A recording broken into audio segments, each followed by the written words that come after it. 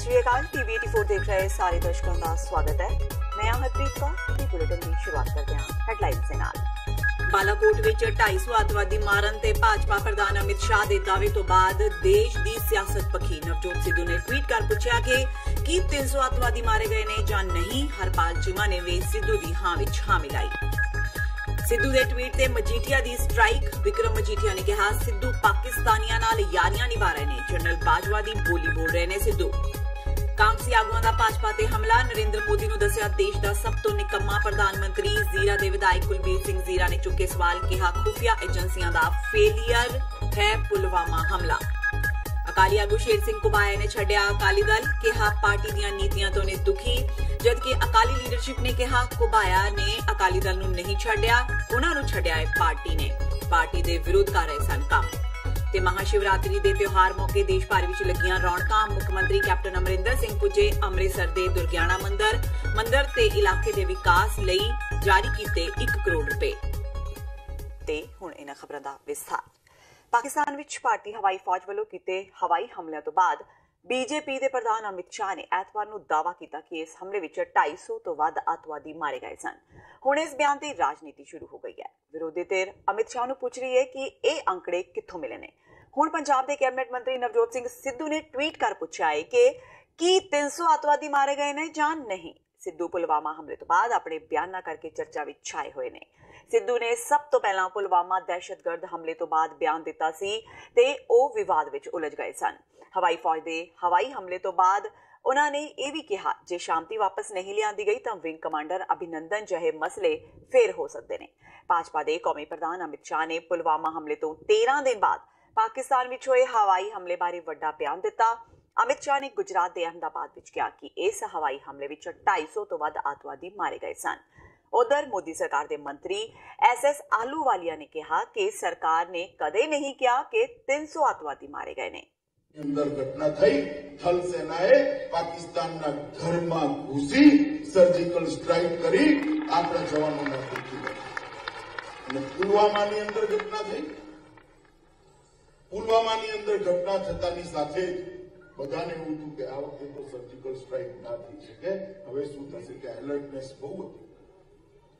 परंतु मित्रों नरेंद्र मोदी सरकारे बरोबर 13माना दिवसे एयर स्ट्राइक करी 250 थी वधारे आतंकवादीओने सौ। ব্যাপারটা হচ্ছে যে কি ভারতীয় মিডিয়া কি বলছে সেটা তো সব জায়গায় না আমি ইন্টারন্যাশনাল মিডিয়াও পড়েছি আর ভারতীয় মিডিয়াও দেখেছি আর মোদিজিকেও দেখেছি। মোদিজি ওই ঘটনা হওয়ার পর শুরুতে ভাষণ দিয়েছে। উনি কি বলেছেন যে কি 300 লোক মারা গেছে? কোনো ভারতীয় জনতা পার্টির স্পোক্স পারসন কি বলেছে? अमित शाह कोनो जगह बोले छे? नवजोत सिद्धू वालों ट्वीट कर एयर स्ट्राइक ते सवाल चुके जाने तो बाद सिद्धू विरोधियों के निशाने ते आ गए ने। सिद्धू दे कट्टर सियासी दुश्मन कहे जाने वाले विक्रम मजीठिया ने सिद्धू दे इस ट्वीट नूं भारतीय फौज दी हद तक दस्सिया है। मजीठिया ने कहा कि Sidhu Pakistan army chief general Bajwa ते इमरान खान दी बोली बोल रहा है। उन्होंने कहा कि इस हमले ते राहुल गांधी नूं उन्हां ते कार्रवाई करनी चाहिए है। अमृतसर दे रेलवे लाइनां नेड़े कीते गए समागम ते भी उन्होंने सवाल चुके। उन्होंने कहा कि अजे तक रेल हादसे दे पीड़ित लोकां नूं इंसाफ नहीं मिलिया ते सिद्धू फिर ओही हरकतां कर रहे ने जो कि गलत है। विक्रम मजीठिया अमृतसर दे पिंड कलेर विच शहीद कुलदीप सिंह दे परिवार नाल दुख साझा करन पहुंचे हुए सन। जो जनरल बाजवा जिहड़ा ISI दा जनरल है फौज दा पाकिस्तान दी फौज दा जो ओहदी भाषा सी कि हिंदुस्तान की एयरफोर्स आई ते दरख्तां ते बंब सिट गई, उही भाषा अज नवजोत सिंह सिद्धू के मूँह तो सुनने नूं मिल रही। मैं जिथे सख्त लफ्जां च इहनूं कंडेम करदा। राहुल गांधी नूं कहना कि जे तुसीं अपनी फौज का इस तरीके नाल इंसल्ट करना ते बहुत शर्म की गल होगी। जे तुसीं समझदे हो कि ये कांग्रेस की भावना नहीं है जो नवजोत सिंह सिद्धू बोलिया ते फिर उहदे खिलाफ एक्शन। और इस तरीके दे लोकां नूं कोई भी फौजी परिवार या कोई भी जिहड़ा देश नाल इंसाफ पसंद है या इस देश की इस धरती नूं प्यार करने वाला है वो नवजोत सिंह सिद्धू के बयानों नाल कदे सहमत नहीं हो सकता। यह ज्यादा बाईकाट होना चाहिए। कैबिनेट मंत्री नवजोत सिंह सिद्धू वालों एयर स्ट्राइक ते सवाल चुकण तो बाद हुण विरोधी धिर दे नेता हरपाल चीमा ने भी एयर स्ट्राइक ते सवाल खड़े कर दिते ने। ਹਰਪਾਲ ਸਿੰਘ ਚੀਮਾ ਨੇ ਸਿੱਧੂ ਦਾ ਪੱਖ ਪੂਰਦਿਆਂ ਕਿਹਾ ਕਿ ਨਵਜੋਤ ਸਿੰਘ ਸਿੱਧੂ ਵੱਲੋਂ ਟਵੀਟ ਰਾਹੀਂ ਚੁੱਕੇ ਗਏ ਸਵਾਲ ਦੀ ਪ੍ਰਧਾਨ ਮੰਤਰੀ ਨਰਿੰਦਰ ਮੋਦੀ ਨੂੰ ਪਾਕਿਸਤਾਨ ਵਿੱਚ ਕੀਤੀ ਗਈ 에ਅਰ ਸਟ੍ਰਾਈਕ ਦੀ ਜਾਣਕਾਰੀ ਦੇਣੀ ਚਾਹੀਦੀ ਹੈ। उन्होंने कहा कि आज तो कुछ दिन पहला आए सर्वे विच भाजपा का ग्राफ बिल्कुल हेठां डिग चुका सी। उन्होंने कहा कि ਉਹ ਇਹੀ ਕਹਿਣਾ ਚਾਹੁੰਦੇ ਨੇ ਕਿ ਇਸ ਸਮੇਂ ਸਾਰੇ ਦੇਸ਼ ਦੀ ਜਨਤਾ ਦੇਸ਼ ਦੀ ਫੌਜ ਦੇ ਨਾਲ ਹੈ ਤੇ ਸਰਕਾਰ ਨੂੰ ਇਸ ਤੇ ਰਾਜਨੀਤੀ ਨਹੀਂ ਕਰਨੀ ਚਾਹੀਦੀ। ਉਹਨਾਂ ਕਿਹਾ ਕਿ ਨਵਜੋਤ ਸਿੰਘ ਸਿੱਧੂ ਜੋ ਕਹਿ ਰਹੇ ਨੇ ਉਹ ਬਿਲਕੁਲ ਸਹੀ ਹੈ ਤੇ ਮੋਦੀ ਨੂੰ ਇਸ ਬਾਰੇ ਦੇਸ਼ ਦੀ ਜਨਤਾ ਨੂੰ ਆਪਣਾ ਸਪਸ਼ਟੀਕਰਨ ਦੇਣਾ ਚਾਹੀਦਾ ਹੈ। देखो मैं समझदा भी जो आर्मी कर रही है देश लिए बहुत अच्छा कर रही है। मैं आर्मी के हर एक जवान को सल्यूट करदा। इस मसले लैके राजनीति नहीं होनी चाहिए। मोदी साहब नूं जो इस समय लगता भी 15-20 दिन पहला जो सर्वे होए सीगे मोदी साहब का ग्राफ बिल्कुल थल्ले आया सीगा उन्हां गल्लां नूं लैके मोदी साहब इस मसले लैके राजनीति कर रहे हैं। बिल्कुल राजनीति नहीं होनी चाहिए। देश के सामने सही असली तस्वीर होनी चाहिए आ। और मैं समझदा जो नवजोत सिद्धू ने कहा उन्हें यही कहा गया भी राजनीति नहीं होनी चाहिए। मैं भी बार बार यही गल कहना भी राजनीति नहीं होनी चाहिए। देश के सामने स्पष्ट तस्वीर होनी चाहिए क्योंकि साडे जिहड़े फौजी भरा ने सरहदां दी साडी राखी कर रहे हैं तो उन्हां दा किते ना किते मनोबल ना डिगे उस नूं कायम रखण दे लई साडू अपनी नौजवानां ते राजनीति नहीं करनी चाहिए। भारतीय हवाई फौज वालों की स्ट्राइक ते भगवंत मान ने भी प्रतिक्रिया दी है। मान ने कहा कि फौज वालों की कार्रवाई ते सियासत नहीं होनी चाहिए ते किसी भी पार्टी नूं इसदा सियासी लाहा नहीं चुकना चाहिए। मान ने भाजपा नूं अपनी रैली विच विंग कमांडर अभिनंदन ਦੀਆਂ ਤਸਵੀਰਾਂ ਨੂੰ ਪ੍ਰਮੁੱਖਤਾ ਨਾਲ ਲਾਉਣ ਤੇ ਵੀ ਕੜੀ ਆਪੱਤੀ ਜ਼ਾਹਰ ਕੀਤੀ। नहीं देखो पहली गल तो फौज का राजनीतिकरण नहीं होना चाहिए चाहे वो किसी भी पार्टी वालों है। कल मैं एक फोटो देखी जिहदे विच जिहड़े साडे पायलट सीगे अभिनंदन उन्हां दी फोटो नूं बीजेपी ने अपनी जीप दे उत्ते ला के कहा होया कि नमो अगेन। सो मैं नहीं समझदा कि यह कोई वधिया गल है। फौज का राजनीतिकरण नहीं होना चाहिए। फौज नूं अपने फैसले आप लेने चाहिए तो फौजां दा मोराल जिहड़ा वो हाई है। वो किसी इस तरह किसी लीडर के बयान नाल नहीं वो थल्ले जाने वाला। बहुत दुनिया दी मन्नियां परमन्नियां फौजां साडी फौज का नाम आउंदा है। सो पर इत्थे राजनीति नहीं होनी चाहिए। मैं इस गल दा चाहे जो मर्जी जो पार्टियां ने जो उदों सवाल करदियां ने जो बीजेपी जिहड़ी है वो इस गल का क्रेडिट लैंदे ने। जो पिछली बार एक सर्जिकल अटैक होया सीगा जिहड़ा पहला सीगा उदों यूपी दे विच मोदी सरकार ने फौज के नां ते जिहड़ा राजनीतिकरण कीता सीगा। ईवन नरेंद्र मोदी जी की फोटो जिहड़ी फौज की वर्दी च लाई सी। इस तरह नहीं होना चाहिए। फौज नूं अपना काम करन दिओ। भाजपा तो इलावा मान ने सूबे की कांग्रेस सरकार ते तिखे शब्दी हमले किए। भगवंत मान ने कैप्टन के उस बयान नूं भी हासोहीना करार दिता जिस विच कैप्टन ने पंजाब दीआं 13 सीटां जितण दा दावा कीता सी। मान ने कहा कि किसी वेले सुखबीर बादल भी 25 साल राज करन दी गल करदे हुंदे सन। सुखबीर बादल कहते सी राज करांगे 25 साल। ये कहते 13 जितांगे। पिछली बार भी कहते सी 13 जितांगे। ठीक है ना। पब्लिक दसूगी जी ये कौन होंदे ने कहण वाले। आ खड़े लोग इन्हां ने फैसला करना है ना। इन्हां नूं तो पुछो किन्ने जितणगे। इन्हां नूं पुछो कि घर नौकरी मिल गई। इन्हां नूं पुछो कि कर्जे जिहड़े सारे माफ हो गए। इन्हां नूं पुछो 2500 रुपया बुढ़ापा पेंशन मिलने लग गई। स्मार्टफोन मिल गए। सो एक सिर्फ कंधां ते लिखण नाल 13 सीटां नहीं जित्तियां जाणियां। ग्राउंड रियलिटियां होर ने। पिंडां जाने आ तां लोग जिहड़े ने वो दुखी ने। वो टोबे आ जिहड़ियां बेसिक चीज़ां ने पीण वाला पानी टोबे फिरनियां यही नहीं ठीक हुई 70 साल इन्हों तो अज तक। हुण ये पैदल यात्रा शुरू कर रखी है। हुण विरोध भी होने लग गया। फिर प्रधानमंत्री नरेंद्र मोदी देश के एक निकम्मे प्रधानमंत्री ने। इन्हां विचारां दा प्रगटावा जीरा हल्के दे MLA कुलबीर सिंह जीरा वालों कीता गया है जदों ओह जीरा विखे 6 किलोमीटर सड़क के नव निर्माण का उद्घाटन करने लई पहुंचे सन।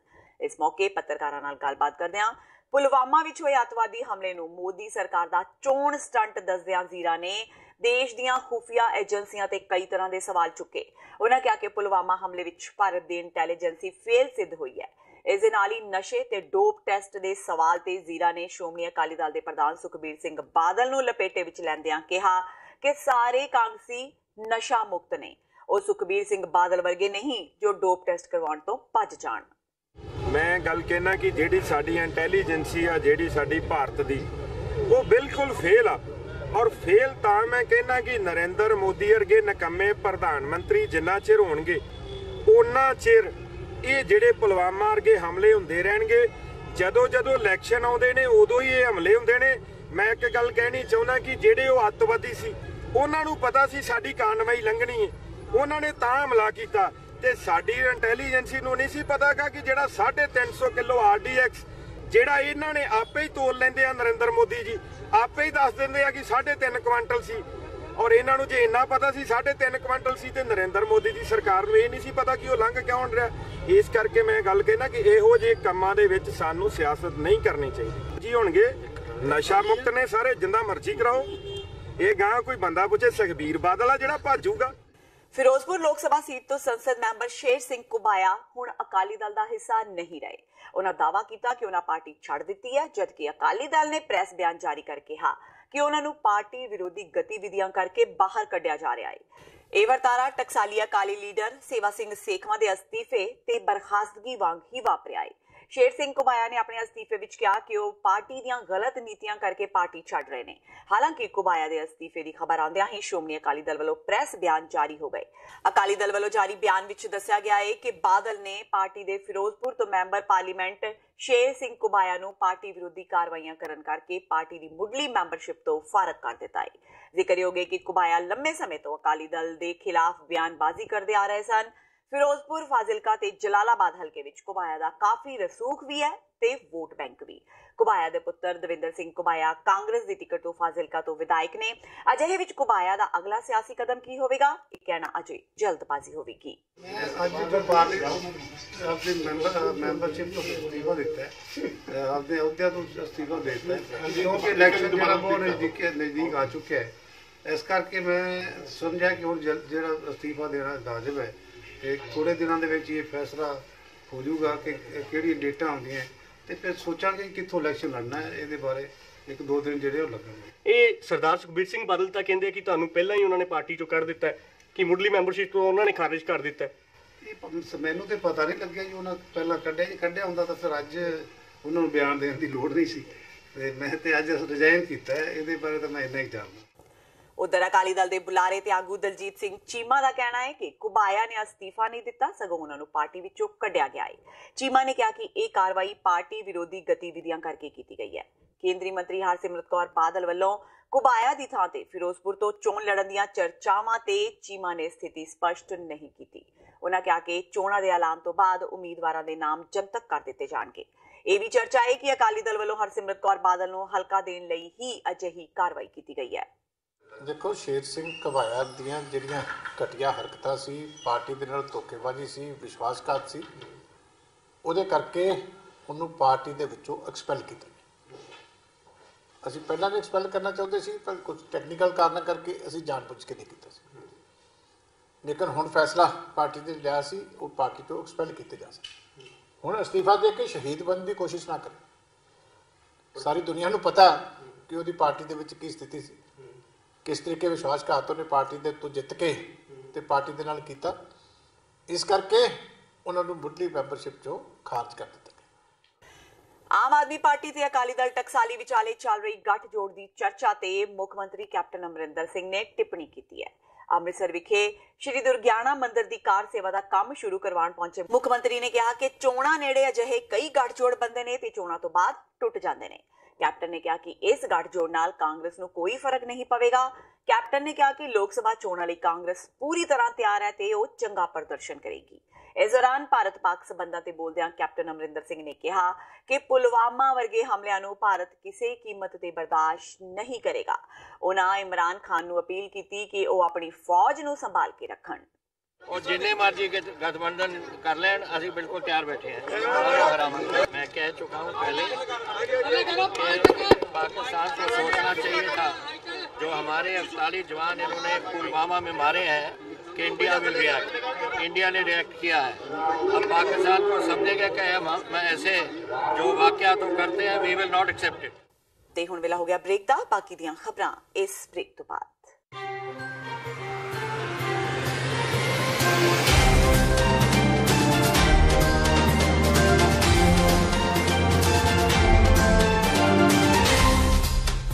ਕੀ ਤੁਸੀਂ ਆਪਣੇ ਟੈਕਸਿਸ ਨੂੰ ਲੈ ਕੇ ਚਿੰਤਤ ਹੋ? ਤੁਸੀਂ ਆਪਣੀ ਕਮਾਈ ਲਈ ਮਿਹਨਤ ਕਰਦੇ ਹੋ, ਭਾਵੇਂ ਤੁਸੀਂ ਨੌਕਰੀ ਵਿੱਚ ਹੋਵੋ ਜਾਂ ਆਪਣਾ ਬਿਜ਼ਨਸ ਚਲਾਉਂਦੇ ਹੋ। ਜਦੋਂ ਟੈਕਸ ਭਰਨ ਦਾ ਸਮਾਂ ਆਉਂਦਾ ਤਾਂ ਤੁਹਾਨੂੰ ਇੱਕ ਭਰੋਸੇਯੋਗ ਟੈਕਸ ਅਕਾਊਂਟੈਂਟ ਦੀ ਲੋੜ ਹੈ ਜੋ ਟੈਕਸ ਬੈਲੈਂਸ ਦਾ ਤੁਹਾਡੇ ਪੱਖ ਵਿੱਚ ਜਾਣਾ ਯਕੀਨੀ ਬਣਾਵੇ। ਸਿਆਟਲ ਦੀ ਜਾਣੀ ਪਛਾਣੀ company accurate accountants and taxes ਤੁਹਾਡੀ ਸੇਵਾ ਵਿੱਚ ਹਾਜ਼ਰ ਹੈ। ਅਸੀਂ ਹਰ ਤਰ੍ਹਾਂ ਦੇ ਟੈਕਸ ਭਰਨ ਵਿੱਚ ਤੁਹਾਡੀ ਮਦਦ ਕਰਾਂਗੇ। ਟੈਕਸ ਸੰਬੰਧੀ ਕਿਸੇ ਵੀ ਤਰ੍ਹਾਂ ਦੇ ਸਵਾਲ ਲਈ ਅੱਜ ਹੀ ਸਾਡੇ ਤੱਕ ਪਹੁੰਚ ਕਰੋ। Accurate accountants and Texas.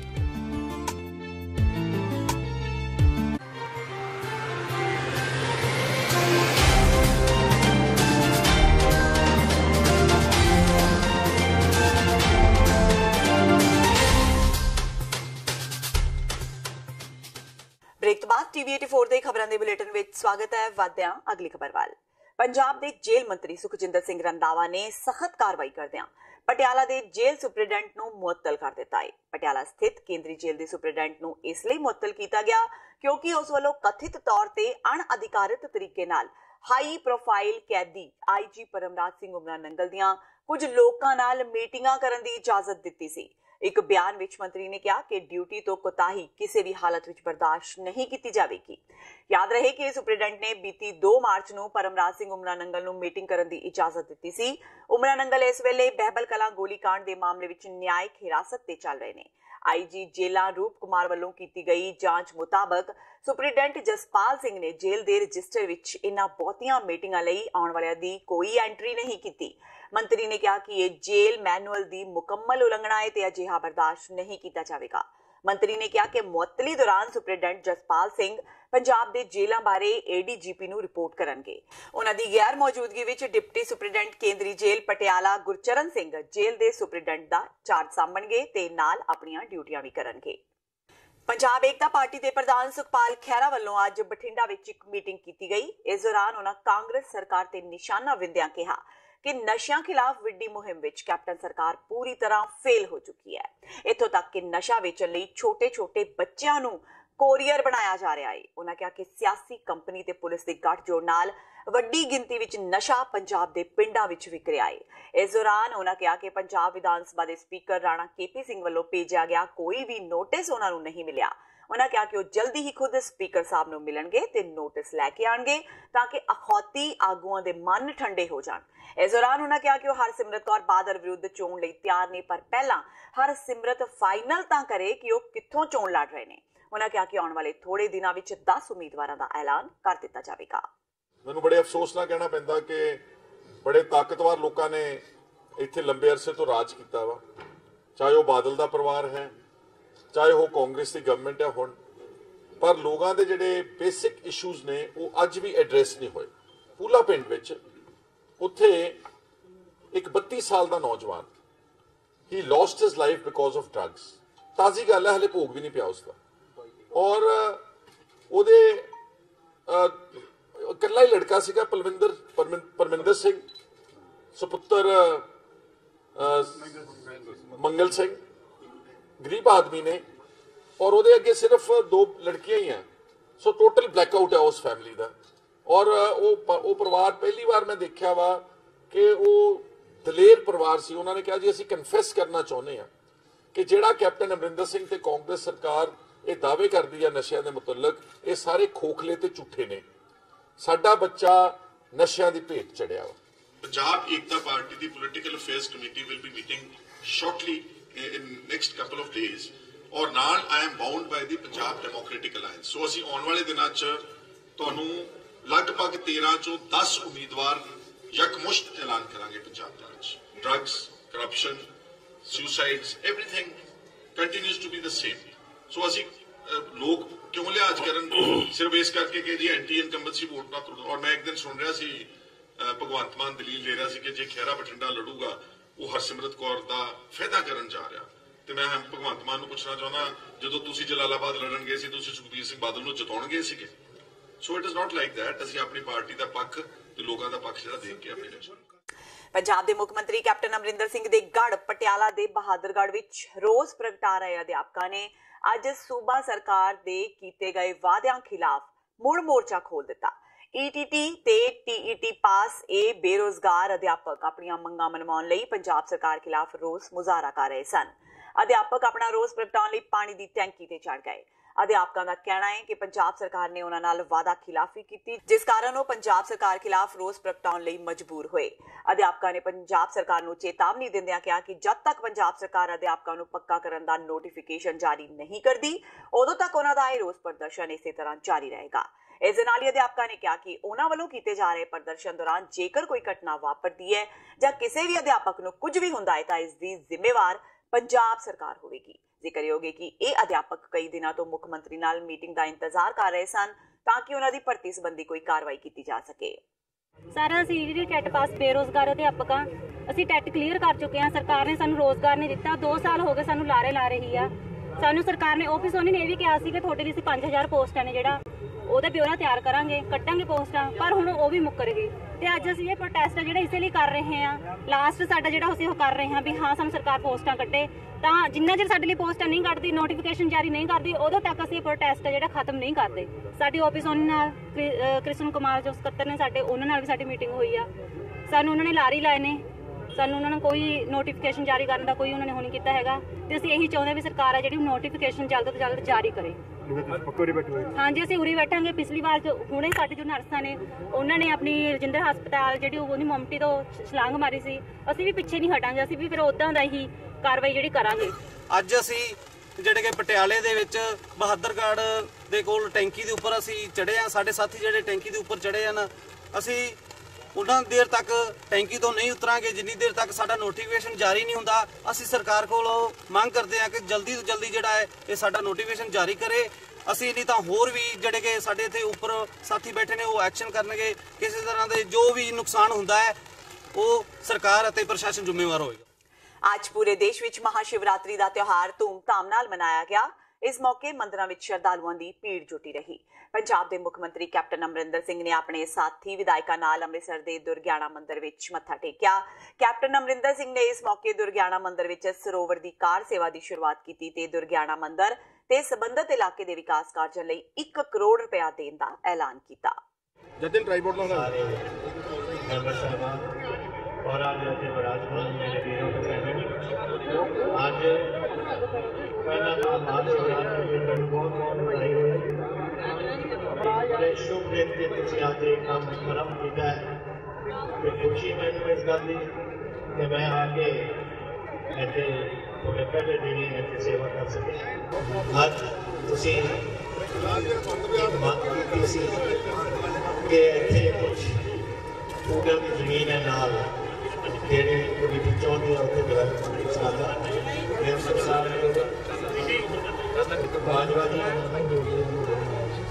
Bajwa ਸਾਹਿਬ ਇਸ ਗੱਲ ਨੂੰ ਵਿਚਾਰ ਤੋਂ ਬਣਾ ਕੇ ਜਿਹੜੀ ਪੂਰਾ ਦੇ ਸਕੇ ਤਾਂ ਕਿ ਤੁਸੀਂ ਆਪਣੀ ਜਿਹੜੀ ਸੇਵਾ ਕਰਵਾਉਣੀ ਹੈ ਉਹ ਕਰਾ ਸਕੋ। और आज के दिन मैं ये भी ऐलान करना चाहूँगा सारी सरकार वालों कि 1 करोड़ रुपया मैं देना चाहता जो दुर्गियाना इलाके के एरिया की डिवेलपमेंट वास्ते तो मैं आस करता कि तुम ਲੁਧਿਆਣਾ ਦੇ ਪਿੰਡ ਸਾਨੇਵਾਲ ਵਿੱਚ ਕਬੱਡੀ ਖੇਡ ਮੇਲੇ ਦਾ ਆਯੋਜਨ ਕਰਵਾਇਆ ਗਿਆ, ਜਿਸ ਵਿੱਚ ਪੰਜਾਬ ਦੇ ਕੈਬਨਿਟ ਮੰਤਰੀ ਸਾਧੂ ਸਿੰਘ ਧਰਮਸੋਤ ਤੇ ਲੁਧਿਆਣਾ ਤੋਂ ਸੰਸਦ ਮੈਂਬਰ ਰਵਨੀਤ ਸਿੰਘ ਬਿੱਟੂ ਤੇ ਹਲਕਾ ਸਾਨੇਵਾਲ ਤੋਂ ਕਾਂਗਰਸ ਦੀ ਪ੍ਰਧਾਨ ਸਤਵਿੰਦਰ ਬਿੱਟੀ ਵੱਲੋਂ ਇਸ ਮੇਲੇ ਦੀ ਅਗਵਾਈ ਕੀਤੀ ਗਈ। ਇਸ ਮੇਲੇ ਵਿੱਚ ਦੇਖਣ ਵਾਲੀ ਖਾਸ ਗੱਲ ਇਹ ਰਹੀ ਕਿ ਮੇਲੇ ਵਿੱਚ ਖੁੱਲ੍ਹੇਆਮ ਹਥਿਆਰਾਂ ਦਾ ਪ੍ਰਦਰਸ਼ਨ ਕੀਤਾ ਜਾ ਰਿਹਾ ਸੀ। ਹੱਥਾਂ ਵਿੱਚ ਦੁਨਾਲੀਆਂ ਤੇ ਮੋਢਿਆਂ ਤੇ ਗੋਲੀਆਂ ਵਾਲਾ ਪਟਾ ਪਾ ਕੇ ਨੌਜਵਾਨ ਵੀ ਮੇਲੇ ਵਿੱਚ ਘੁੰਮਦੇ ਰਹੇ ਤੇ ਸ਼ਰੇਆਮ ਹਥਿਆਰ ਲਹਿਰਾਉਂਦੇ ਰਹੇ। ਮੰਤਰੀਆਂ ਦੇ ਸਾਹਮਣੇ ਹੀ ਇਹ ਨੌਜਵਾਨ ਦੁਨਾਲੀਆਂ ਲੈ ਕੇ ਗਰਾਊਂਡ ਦੇ ਚੱਕਰ ਕੱਢਦੇ ਰਹੇ ਤੇ ਤਸਵੀਰਾਂ ਖਿਚਵਾਉਂਦੇ ਰਹੇ, ਪਰ ਕਿਸੇ ਵੀ ਪੁਲਿਸ ਮੁਲਾਜ਼ਮ ਨੇ ਉਹਨਾਂ ਨੂੰ ਨਹੀਂ ਰੋਕਿਆ। ਹਾਲਾਂਕਿ ਇਸ ਬਾਰੇ ਜਦੋਂ ਸੰਸਦ ਮੈਂਬਰ ਰਵਨੀਤ ਬਿੱਟੂ ਨਾਲ ਗੱਲ ਕੀਤੀ ਗਈ ਤਾਂ ਉਹਨਾਂ ਕਿਹਾ ਕਿ ਇਹ ਕਿਸੇ ਲੀਡਰ ਦੀ ਨਿੱਜੀ ਸਿਕਿਉਰਿਟੀ ਹੋ ਸਕਦੀ ਹੈ, ਬਾਕੀ ਸੁਰੱਖਿਆ ਪ੍ਰਬੰਧਾਂ ਦੀ ਜ਼ਿੰਮੇਵਾਰੀ ਪੁਲਿਸ ਪ੍ਰਸ਼ਾਸਨ ਦੀ ਹੈ। ਉਧਰ ਪੁਲਿਸ ਅਧਿਕਾਰੀ ਨੇ ਇਹ ਕਹਿ ਕੇ ਪੱਲਾ ਝਾੜ ਲਿਆ ਕਿ ਉਹ ਤਾਂ ਨਵਾਂ ਆਇਆ ਹੈ। ਆਪਣੀਆਂ ਮੰਗਾਂ ਨੂੰ ਲੈ ਕੇ ਤਰਨਤਾਰਨ ਵਿਖੇ ਮੋਰਚੇ ਤੇ ਬੈਠੇ ਕਿਸਾਨ ਮਜ਼ਦੂਰ ਸੰਘਰਸ਼ ਕਮੇਟੀ ਨੇ ਅੱਜ ਜੰਡਿਆਲਾ ਨਜ਼ਦੀਕ ਦੇਵੀਦਾਸਪੁਰਾ ਵਿੱਚ ਅੰਮ੍ਰਿਤਸਰ ਦਿੱਲੀ ਰੇਲ ਮਾਰਗ ਤੇ ਧਰਨਾ ਲਗਾ ਦਿੱਤਾ। ਇਸ ਦੌਰਾਨ ਹੱਕੀ ਮੰਗਾਂ ਨੂੰ ਲੈ ਕੇ ਕਿਸਾਨ ਮਜ਼ਦੂਰ ਸੰਘਰਸ਼ ਕਮੇਟੀ ਵੱਲੋਂ ਰੋਸ ਪ੍ਰਦਰਸ਼ਨ ਕੀਤਾ ਜਾ ਰਿਹਾ ਹੈ। ਇਸ ਧਰਨੇ ਦੌਰਾਨ ਅੰਮ੍ਰਿਤਸਰ ਦਿੱਲੀ ਫਿਰੋਜ਼ਪੁਰ ਰੇਲ ਰੂਟ ਤੇ ਕਈ ਟ੍ਰੇਨਾਂ ਰੱਦ ਹੋ ਗਈਆਂ। ਇਸ ਦੌਰਾਨ ਕਿਸਾਨਾਂ ਦੇ ਧਰਨੇ ਦੇ ਚਲਦਿਆਂ 6 ਰੇਲ ਗੱਡੀਆਂ ਰੱਦ ਹੋਈਆਂ, 2 ਗੱਡੀਆਂ ਸ਼ਾਰਟ ਟਰਮੀਨੇਟ ਕੀਤੀਆਂ ਗਈਆਂ ਤੇ 9 ਗੱਡੀਆਂ ਦੇ ਰੂਟ ਬਦਲੇ ਗਏ। ਇਸ ਦੌਰਾਨ ਕਿਸਾਨ ਮਜ਼ਦੂਰ ਸੰਘਰਸ਼ ਕਮੇਟੀ ਦਾ ਕਹਿਣਾ ਹੈ कि जब तक सरकार किसानों दी मंगां नहीं मंदी उदों तक उन्हां दा धरना जारी रहेगा। पंजाब सरकार ने साडे नाल वादा कीता सीगा भी सारा कर्जा, कई बार तुसीं कैप्टन अमरिंदर सिंह नूं कहा सुनिया होगा भी 2 महीने खलो जाओ, महीना खलो जाओ इलैक्शन वेले, मैं तुहाडा प्राइवेट बैंकां दा, सरकारी बैंकां दा, सहकारी सारा कर्जा विद आड़तियां दा माफ करूंगा। पर अजे तक माफी नहीं, जे माफी मिली आ होई आ, पर वो 100 दे विचों 5-6 रुपये तो समुचा कर्जा माफ करन दा सवाल है, वो माफ किया जाए। बेरोजगारी अंतां दी आ, हर घर नौकरी दा वादा वा, कुछ नहीं किया गया, सगों नौकरी कढ़िया जा रहा। नशा माफिया का पंजाब च राज है, नशिया का सवाल है। ये मसले असीं लैके ਇਹਦੇ ਨਾਲ गन्ने का बकाया 400 करोड़ रुपया ਉਹ ਦਿਓ, ਜਿੰਨਾ गन्ने किसानों का गन्ने का बांड नहीं किया ਉਹ करो, आबाद कर किसानों ਨੂੰ मालकी हक दिते जाण। 2000 रुपया बुढ़ापा पेंशन का लारा लाया सी, नहीं पूरा किया। 750 भी पिंडां 'ਚ नहीं मिल रहा। आटा दाल स्कीम पिंडां दे विच पूरी तरह पार्टीबाजी तौर पर चल रही है। आम गरीबां ਨੂੰ ਇਹ स्कीम का कोई फायदा नहीं हो रहा है, उच्च पारदर्शिता लिਆਂਦੀ ਜਾਵੇ। सो इस करके ਇਹਦੇ ਨਾਲ ਹੋਰ बहुत ਸਾਰੀਆਂ ਸਾਡੀਆਂ ਮੰਗਾਂ ਇਹਨਾਂ ਕਾਰਨਾਂ ਕਰਕੇ ਅਸੀਂ ਅੱਜ ਰੇਲ ਟਰੈਕ ਜਾਮ ਕਰਨ ਨੂੰ ਮਜਬੂਰ ਹੋਏ ਹਾਂ। ਤੇ ਇਹ ਸਨ ਹੁਣ ਤੱਕ ਦੀਆਂ ਖਬਰਾਂ। ਜਾਂਦੇ ਇੱਕ ਵਾਰ ਫੇਰ ਨਜ਼ਰ ਮਾਰਦੇ ਹਾਂ ਮੁੱਖ ਖਬਰਾਂ ਤੇ। ਬਾਲਾਕੋਟ ਵਿੱਚ 250 ਅੱਤਵਾਦੀ ਮਾਰਨ ਤੇ ਭਾਜਪਾ ਪ੍ਰਧਾਨ ਅਮਿਤ ਸ਼ਾਹ ਦੇ ਦਾਅਵੇ ਤੋਂ ਬਾਅਦ ਦੇਸ਼ ਦੀ ਸਿਆਸਤ ਪੱਖੀ ਨਵਜੋਤ ਸਿੱਧੂ ਨੇ ਟਵੀਟ ਕਰ ਪੁੱਛਿਆ ਕਿ ਕੀ 300 ਅੱਤਵਾਦੀ ਮਾਰੇ ਗਏ ਨੇ ਜਾਂ ਨਹੀਂ। ਹਰਪਾਲ ਚੀਮਾ ਨੇ ਵੀ ਸਿੱਧੂ ਦੀ ਹਾਂ ਵਿੱਚ ਹਾਂ ਮਿਲਾਈ। ਸਿੱਧੂ ਦੇ ਟਵੀਟ ਤੇ ਮਜੀਠੀਆ ਦੀ ਸਟ੍ਰਾਈਕ। ਵਿਕਰਮ ਮਜੀਠੀਆ ਨੇ ਕਿਹਾ ਸਿੱਧੂ ਪਾਕਿਸਤਾਨੀਆਂ ਨਾਲ ਯਾਰੀਆਂ ਨਿਭਾ ਰਹੇ ਨੇ, ਜਨਰਲ ਬਾਜਵਾ ਦੀ ਬੋਲੀ ਬੋਲ ਰਹੇ ਨੇ ਸਿੱਧੂ। ਕਾਂਗਰਸੀ ਆਗੂਆਂ ਦਾ ਭਾਜਪਾ ਤੇ ਹਮਲਾ। ਨਰਿੰਦਰ ਮੋਦੀ ਨੂੰ ਦੱਸਿਆ ਦੇਸ਼ ਦਾ ਸਭ ਤੋਂ ਨਿਕੰਮਾ ਪ੍ਰਧਾਨ ਮੰਤਰੀ। ਜ਼ੀਰਾ ਦੇ ਵਿਧਾਇਕ ਕੁਲਬੀਰ ਸਿੰਘ ਜ਼ੀਰਾ ਨੇ ਚੁੱਕੇ ਸਵਾਲ, ਕਿਹਾ ਖੁਫੀਆ ਏਜੰਸੀਆਂ ਦਾ ਫੇਲੀਅਰ ਹੈ ਪੁਲਵਾਮਾ ਹਮਲਾ। ਅਕਾਲੀ ਆਗੂ ਸ਼ੇਰ ਸਿੰਘ ਘੁਬਾਇਆ ਨੇ ਛੱਡਿਆ ਅਕਾਲੀ ਦਲ, ਕਿਹਾ ਪਾਰਟੀ ਦੀਆਂ ਨੀਤੀਆਂ ਤੋਂ ਨੇ ਦੁਖੀ। ਜਦਕਿ ਅਕਾਲੀ ਲੀਡਰਸ਼ਿਪ ਨੇ ਕਿਹਾ ਘੁਬਾਇਆ ਨੇ ਅਕਾਲੀ ਦਲ ਨੂੰ ਨਹੀਂ ਛੱਡਿਆ, ਉਹਨਾਂ ਨੂੰ ਛੱਡਿਆ ਹੈ ਪਾਰਟੀ ਨੇ, ਪਾਰਟੀ ਦੇ ਵਿਰੋਧ ਕਰ ਰਹੇ ਸਨ ਕੰਮ। ਤੇ ਮਹਾਸ਼ਿਵਰਾਤਰੀ ਦੇ ਤਿਉਹਾਰ ਮੌਕੇ ਦੇਸ਼ ਭਰ ਵਿੱਚ ਲੱਗੀਆਂ ਰੌਣਕਾਂ। ਮੁੱਖ ਮੰਤਰੀ ਕੈਪਟਨ ਅਮਰਿੰਦਰ ਸਿੰਘ ਪੁੱਜੇ ਅੰਮ੍ਰਿਤਸਰ ਦੇ ਦੁਰਗਿਆਣਾ ਮੰਦਰ ਤੇ ਇਲਾਕੇ ਦੇ ਵਿਕਾਸ ਲਈ ਜਾਰੀ ਕੀਤੇ 1 ਕਰੋੜ ਰੁਪਏ। ਇਸ ਨਾਲ ਹੀ TV 84 ਦਾ ਖਬਰਾਂ ਦਾ ਇਹ ਬੁਲੇਟਿਨ ਖਤਮ ਹੁੰਦਾ ਹੈ। ਮੈਨੂੰ ਹਰਪ੍ਰੀਤ ਕੌਰ ਨੂੰ ਦਿਓ ਇਜਾਜ਼ਤ। ਸਤਿ ਸ਼੍ਰੀ ਅਕਾਲ।